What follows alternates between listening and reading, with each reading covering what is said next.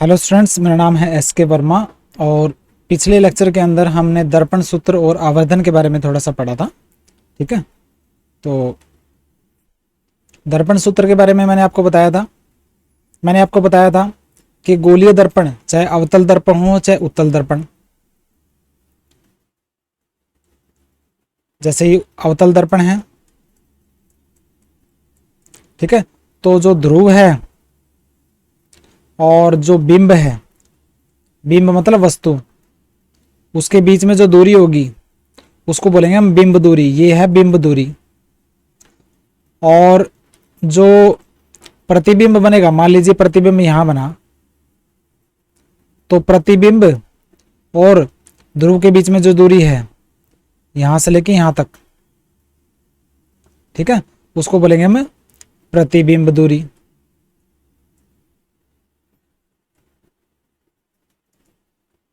प्रतिबिंब दूरी, ठीक है, प्रतिबिंब दूरी को हम दिखाएंगे v से, और जो बिंब दूरी है ये बिंब दूरी,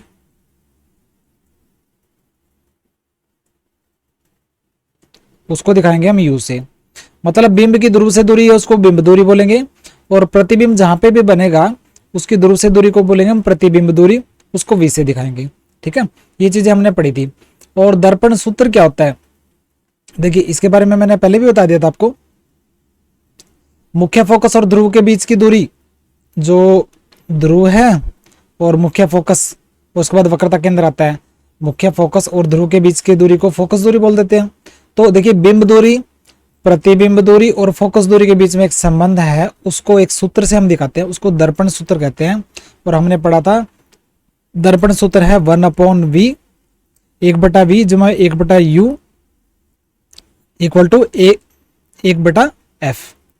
ठीक है, तो ये है क्या है, दर्पण सूत्र है।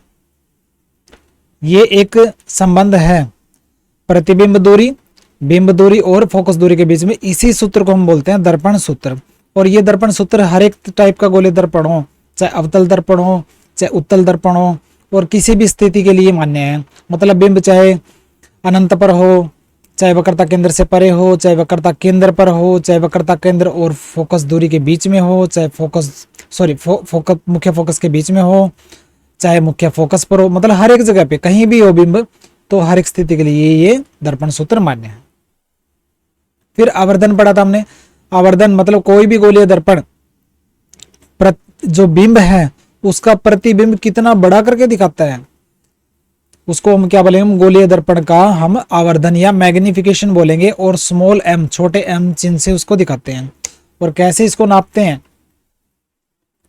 इसको मापा कैसे जाता है, देखिए मैग्निफिकेशन या आवर्धन जो है प्रतिबिंब की ऊंचाई बटे में बिंब की ऊंचाई, आपको पता है ना। देखिए प्रतिबिंब की ऊंचाई, ये अवतल दर्पण है, जैसे ये मुख्य अक्ष है और ये है बिंब की ऊंचाई। बिंब की ऊंचाई को हम दिखाएंगे h से, और प्रतिबिंब मान लेते हैं यहां बन गया, उल्टा बनाइए, और इसको हम दिखाएंगे h डैश से। ठीक है, तो आवर्धन को हम मापेंगे प्रतिबिंब की ऊंचाई, मतलब h डैश बटे में h, ऐसे मापेंगे हम। और जो मैग्निफिकेशन या आवर्धन का संबंध प्रतिबिंब दूरी और बिंब दूरी से भी होता है। मतलब m equal to H dash upon H या फिर equal to v upon u, ये भी होता है। तो ये भी आवर्धन का सूत्र है। तो इसको आपने बिल्कुल रट लेना है अच्छे ढंग से न्यूमेरिकल के लिए। ठीक है, देखिए जो प्रतिबिंब, देखिए मैंने आपको बताया था जो बिंब है मुख्य अक्ष से ऊपर होता है, इसको पॉजिटिव मानेंगे, और प्रतिबिंब अगर मुख्य अक्ष के नीचे हो उसको नेगेटिव मानेंगे। ठीक है, तो अगर H dash upon H, H dash upon H ये सूत्र है आवर्धन का, तो एच डैश अगर नेगेटिव है, और ये देखिए जो बिंब तो होगा वो तो हमेशा पॉजिटिव ही होगा, वो तो हमेशा धनात्मक ही होगा बिंब तो। ठीक है, लेकिन फर्क कहां पड़ेगा, प्रतिबिंब जो होगा, प्रतिबिंब जो होगा उल्टा हो सकता है। ठीक है, या फिर सीधा भी हो सकता है। तो एच डैश अगर नीचे की तरफ बन रहा है, जो प्रतिबिंब बिंब अगर नीचे की तरफ बन रहा है तो उसको क्या मानेंगे हम, नेगेटिव या ऋणात्मक मानेंगे। ठीक है, तो अगर आवर्धक का मान, अगर आवर्धन का मान मतलब मैग्निफिकेशन की जो वैल्यू है अगर पॉजिटिव आती है, इसका मतलब क्या हुआ, प्रतिबिंब वास्तविक है। ठीक है, अगर आवर्धन का मान अगर पॉजिटिव आता है तो ध्यान रखना, तो प्रतिबिंब वास्तविक है। और अगर आवर्धन का मान नेगेटिव आता है, माइनस आता है, अगर आवर्धन अगर पॉजिटिव आता है ना तो इसका मतलब प्रतिबिंब वास्तविक है।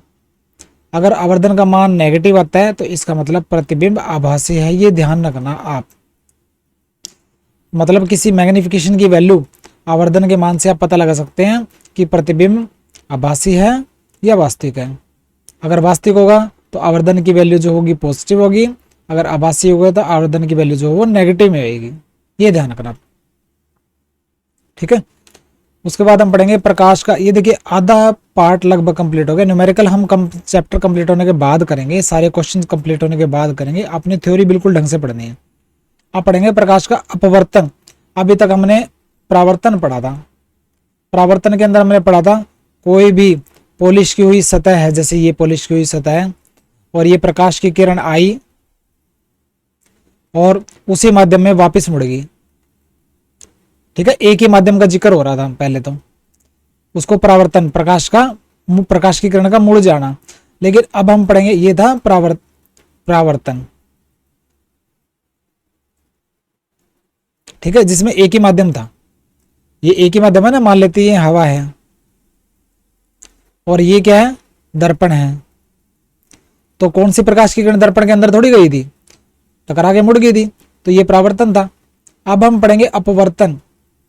अपवर्तन के अंदर क्या होगा, देखिए जैसे ये ग्लास की कोई कंच की स्लैब है, कोई टुकड़ा है, तो क्या होगा, जैसे कि ये आपतित किरण आई। ठीक है, आपतित किरण आने के बाद क्या होगा, ये इसके अंदर प्रवेश करेगी। ठीक है, आपतित किरण आई और ग्लास की स्लैब में प्रवेश करेगी, तो अब इसको क्या बोलेंगे हम, अपवर्तन बोलेंगे। मतलब जब प्रकाश की किरण एक माध्यम से, जैसे ये हवा या वायु है और ये कांच है,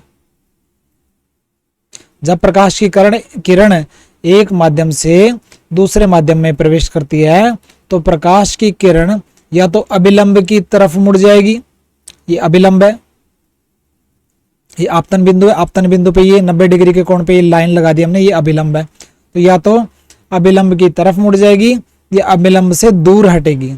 ऐसे सीधी नहीं जाएगी, वो या तो इसकी तरफ मुड़ जाएगी या फिर इससे दूर चली जाएगी। तो उसको क्या बोलेंगे हम, दूर चली जाती तो कैसे होता, ऐसे जाती, वो ऐसे सीधे जाने के बजाय ऐसे जाती। ठीक है, तो उसको बोलेंगे हम प्रकाश का अपवर्तन। पहले इसको पढ़ लीजिए, आपको समझ में आ जाएगा।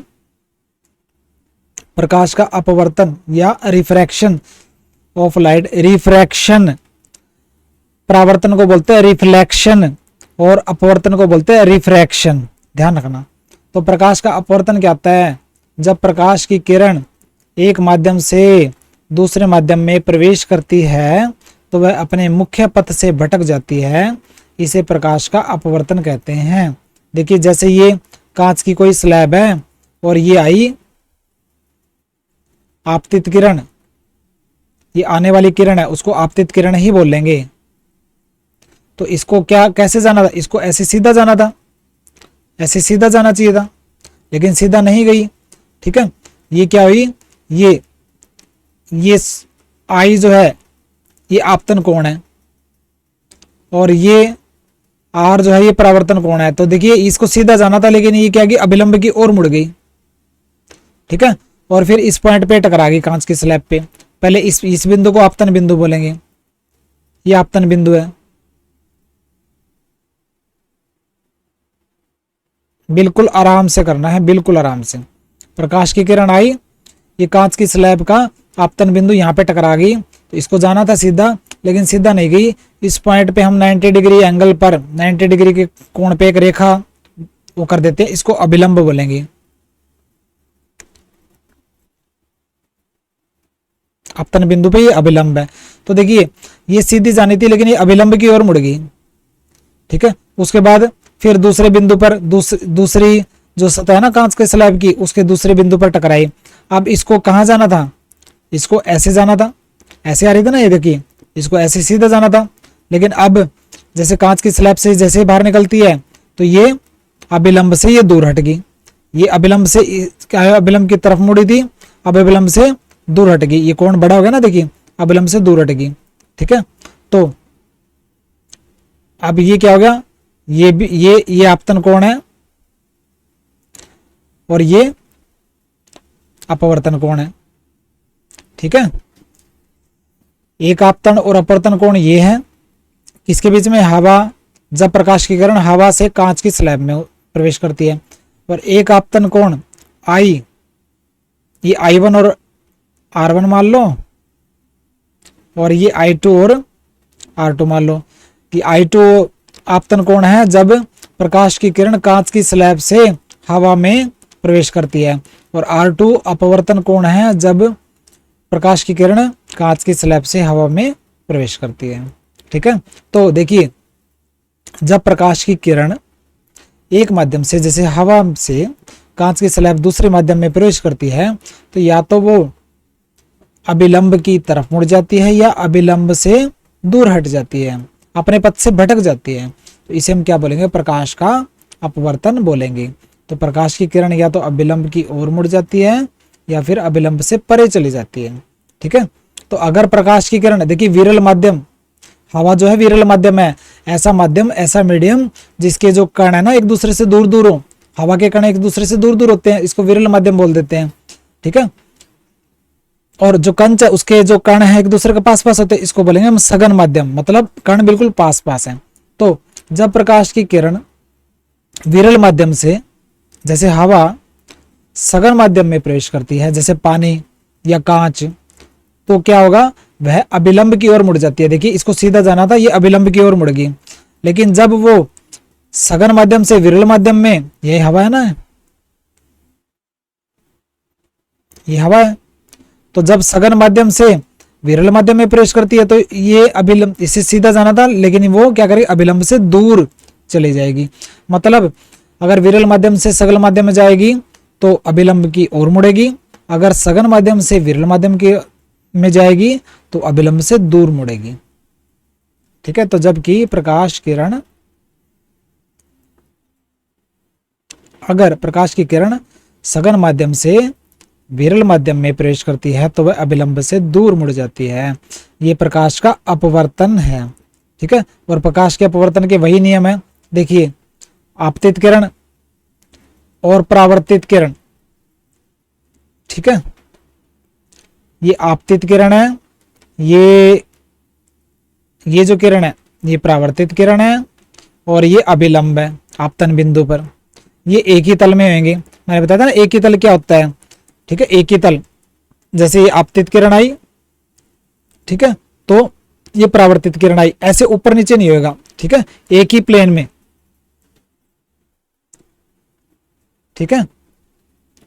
तो प्रकाश के अपवर्तन के नियम, पहला नियम ये है कि आपतित किरण, अपवर्तित किरण और आपतन बिंदु पर अभिलंब एक ही तल में होते हैं। ये आपतित किरण, ये अपवर्तित किरण और ये अभिलंब एक ही तल में होंगे। ये नहीं है कि ये लाइन ऐसे है तो ये अभिलंब ऊपर की तरफ उठा होगा, ठीक है, और या फिर ये अपवर्तित किरण ऊपर की ओर उठा होगा, एक ही प्लेन में होंगे, ठीक है। जैसे ये किरण है और उसके बाद फिर दूसरी किरण, कैसे कुछ भी कैसे भी हो लेकिन ऐसे ऊपर नहीं मुड़ी होगी या नीचे नहीं होगी, वो एक ही प्लेन में होगी ऐसे, ठीक है। ध्यान रखना, कुछ चीजें कल्पना की है तो कल्पना करनी है आपने। तो पहला नियम तो ये, आपतित किरण, अपवर्तित किरण और आपतन बिंदु पर अभिलंब एक ही प्लेन में, एक ही तल में होंगे। और दूसरा नियम है कि प्रकाश की निश्चित रंग की किरण, प्रकाश की जो किरण है तो किसी भी रंग की हो सकती है, हरी, नीली, पीली वगैरह, ठीक है। तो प्रकाश की निश्चित रंग की किरण के लिए और किन्हीं दो दिए गए माध्यमों के लिए आपतन कोण की ज्या, जो आपतन कोण है ना आई, उसका जो साइन थीटा और अपवर्तन कोण की ज्या के बीच अनुपात हमेशा स्थिर होता है। मतलब ये जो ये एंगल है ना, ये कोण है, आपतन कोण और ये अपवर्तन कोण है आर, ठीक है। तो इसका साइन आई बटे में साइन आर वो क्या होगा, स्थिर, मतलब एक फिक्स वैल्यू आएगी उसकी।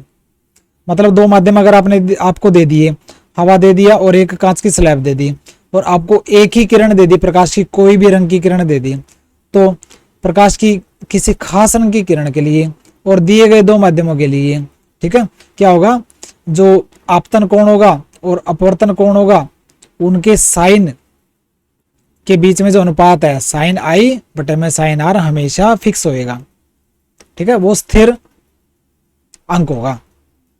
यह है दूसरा नियम। प्रकाश की निश्चित रंग की किरण और किन्हीं दो दिए गए माध्यमों के लिए आपतन कोण की ज्या बोलते हैं उसको, साइन लेते हैं ना, साइन थीटा क्या होता है, लंब बटे में कर्ण, पता है ना आपको। और अपवर्तन कोण की ज्या मतलब साइन आर के बीच अनुपात हमेशा स्थिर होता है। और इस नियम को मतलब साइन आई बटे में साइन आर जो है वो स्थिरांक होता है, स्थिर होता है, उस नियम को बोलेंगे हम स्नेल का अपवर्तन नियम। और यह नियम तभी सत्य है जब आपतन कोण 0 से 90 के बीच में हो, ठीक है। मतलब कि क्या मतलब वो कहने का, जैसे ये कोई सतह है, ये यहाँ पे हवा है, यहाँ पे मान लेते हैं कांच की स्लैब है, तो ये आपतन जो किरण आ रही है ना ये अभिलंब है, देखिए अभिलंब, ठीक है, ये अभिलंब है। तो आपतन जो किरण आ रही है और अभिलंब के बीच में जो कोण है वो 0 से 90 के बीच में होना चाहिए, 0 से 90 के बीच में, 90 से ज्यादा नहीं होना चाहिए, ठीक है, 0 से 90 के बीच में होना चाहिए। अगर 0 से 90 के बीच में है, ये भी 0 से 90 के बीच में है, ठीक है, ये भी 0 से 90 के बीच में, ये 90 के बीच में, ये आ गया 90 तक, ये आ गया, इससे ज्यादा हो गया आपतन कोण, तो क्या आ जाएगा, स्नेल का नियम जो फेल हो जाता है, ठीक है। तो यह नियम तभी सत्य है जब आपतन कोण 0 और 90 के बीच में। तो ये दे रखा है साइन आई बटे में साइन आर जो है वो स्थिरांक। तो इस स्थिरांक को हम क्या बोलेंगे, जो साइन आई बटे में साइन आर मतलब आपतन कोण का साइन बटे में अपवर्तन कोण का साइन के बीच में जो अनुपात है उस वो क्या आएगा, एक फिक्स वैल्यू होगी दो दिए गए माध्यमों के लिए और प्रकाश की किरण की किसी खास रंग के लिए, ठीक है, या किसी खास रंग की प्रकाश की किरण के लिए। इस स्थिरांक को क्या बोलेंगे हम, दूसरे माध्यम का अपवर्तनांक या रिफ्रैक्टिव इंडेक्स बोलेंगे पहले माध्यम की तुलना में, ठीक है। जैसे मैं उदाहरण बताता हूं, ये कोई किरण आ रही है, ये कांच की स्लैब है, ये हवा है, ये कांच है, तो ये आपतन कोण है और ये अपवर्तन कोण है। तो साइन आई बटे में साइन आर जो क्या होगा, कोई खास फिक्स वैल्यू होगी, ठीक है। अगर आप वायु और कांच ले रहे हो तो साइन आई बटे में साइन आर जो है फिक्स वैल्यू होगी, और जो वैल्यू होगी ना उस वैल्यू को हम बोलेंगे इस कांच का, दूसरा माध्यम कांच है ना, जिस माध्यम में प्रवेश करते हैं उसको दूसरा माध्यम बोलते हैं, तो कांच का रिफ्रैक्टिव इंडेक्स या अपवर्तनांक बोलेंगे वायु के तुलना में। तो ये दे रखा है, इस स्थिरांक को दूसरे माध्यम का मतलब दूसरा माध्यम जिसमें प्रवेश करते हैं उसका अपवर्तनांक या रिफ्रैक्टिव इंडेक्स कहते हैं, जो कि पहले माध्यम की तुलना में होता है। आप पढ़ेंगे कांच के आयताकार स्लैब से अपवर्तन।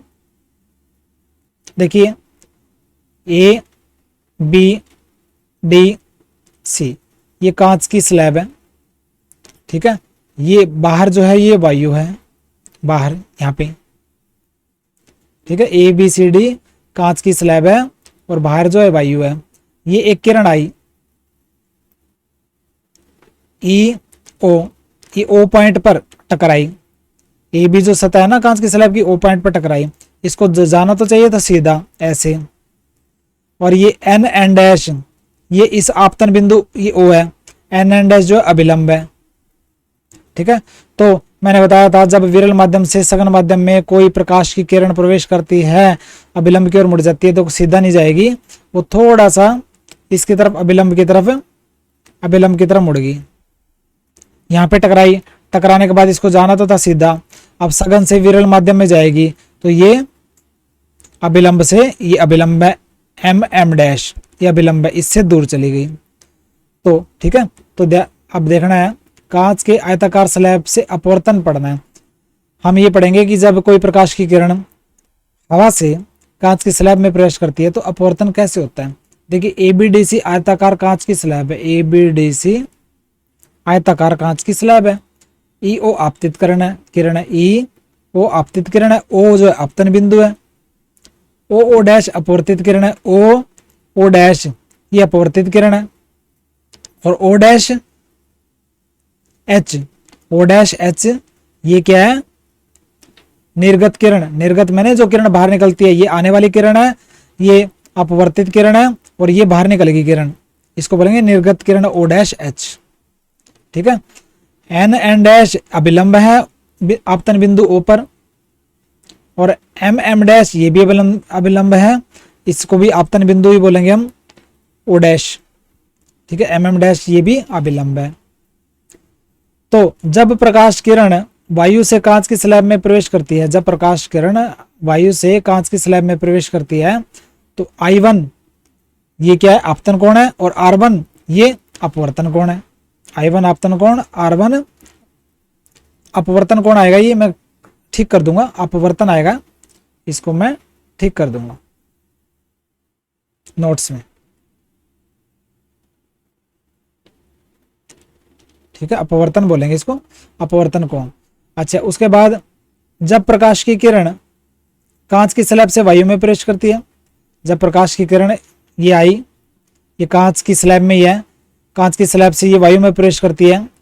ठीक है, तो ये I2 ये है आपतन कोण, क्योंकि अब नए तरीके से हम आपतित किरण मानेंगे इसको एक हिसाब से, तो इसको आपतन कोण बोलेंगे, और ये R2 ये है अपवर्तन कोण, R2 जो अपवर्तन कोण है। तो देखिए जब प्रकाश किरण वायु से कांच की स्लैब में प्रवेश करती है तो अभिलंब की ओर मुड़ जाती है, परंतु जब प्रकाश की किरण कांच की स्लैब से वायु में प्रवेश करती है तो यह अभिलंब से दूर दूर चली जाती है। ठीक है, यही चीज है ना। देखिए प्रकाश की किरण जब विरल माध्यम से सघन माध्यम में मतलब वायु से कांच की स्लैब में जाती है तो ये अभिलंब की ओर मुड़ रही है, और जब प्रकाश की किरण, ये प्रकाश की किरण देखिए कांच की स्लैब के अंदर ही है, और ये यहाँ पे टकराने के बाद और ये वायु में प्रवेश कर रही है, मतलब सघन माध्यम से विरल माध्यम में प्रवेश कर रही है, तो ये अभिलंब है, तो इसको सीधा जाना था ना, ऐसे जाना था, इसको जाना तो ऐसे चाहिए था। ठीक है, लेकिन ये दूर चली गई। ठीक है, मतलब प्रकाश की किरण जब हवा से कांच की स्लैब में प्रवेश करती है तो अभिलंब की ओर मुड़ जाती है, और कांच की स्लैब से जब निकलती है ना हवा में प्रवेश करती है तो वो अभिलंब से दूर चली जाती है। हवा से कांच की स्लैब में प्रवेश करेगी तो अभिलंब की ओर जाती है, और कांच की स्लैब से हवा में प्रवेश करेगी तो वो अभिलंब से दूर चली जाएगी। ये था कांच के आयताकार स्लैब में अपवर्तन। ठीक है, तो आपने इतना कर लेना है, कांच के आयताकार स्लैब से अपवर्तन। इस पिक्चर को आपने बना के देखना, बिल्कुल आराम से बना के देखना है। ठीक है, आपकी बुक के अंदर EP ये भी आपतित किरण मान रखा है। आपतित किरण देखिए पूरी तो नहीं है, आप EO को आपतित किरण मानिए, क्योंकि ये कौन सी पूरी यहाँ पे ऐसे सीधी जाती है, सीधी तो नहीं जाती ना, तो EP आपतित किरण भी लिख दोगे तो भी ठीक है, और या फिर EO आपतित किरण लिख दोगे तो भी ठीक है। O डैश ये अपवर्तित किरण है, O डैश H क्या है, ये निर्गत किरण है। तो ये बिल्कुल आराम से करना, कोई भी जल्दबाजी नहीं करनी है। 3-4 लेक्चर के अंदर आपको अगर चैप्टर कंप्लीट हो गया ऐसे पढ़ने का कोई फायदा नहीं है। मैंने वीडियो बार बार नहीं बनानी, आराम से बनाता हूँ, वीडियो ढंग से बनाता हूँ। चैप्टर चाहे आप मेरे से कम कर लो लेकिन ढंग से कर लो, मैं बोलता हूँ, और फटाफट करके ऐसा कोई नतीजा निकलने वाला नहीं है, ना आपको नॉलेज आने वाली है। जितना टाइम लगेगा वो लगेगा, लेकिन आपने अगर ढंग से करना है और अच्छे से करना है, इंटेलिजेंट बनना है, पेपर के अंदर रट्टे से बाहर निकलना है, तो आप आराम से करिए, करते चलिए। ठीक है, मिलते हैं नेक्स्ट लेक्चर में, बाय।